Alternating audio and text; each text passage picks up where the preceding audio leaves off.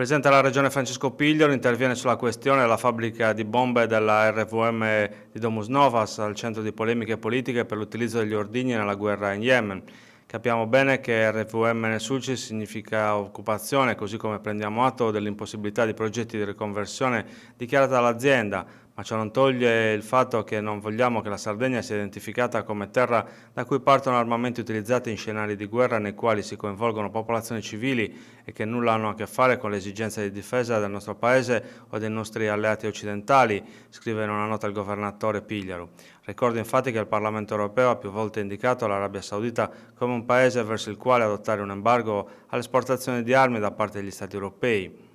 Il Presidente Pigliaro fa riferimento a una serie di risoluzioni adottate a partire dal 2015, reiterate nel 2016 e ribadite il 13 settembre 2017, con una risoluzione nella quale il Parlamento europeo ha chiesto alla Commissione il potenziamento del controllo sull'esportazione delle armi, la richiesta dell'istituzione di un'autorità dell'Unione Europea e la creazione di un meccanismo di sanzioni per gli Stati membri che non rispettino la posizione comune.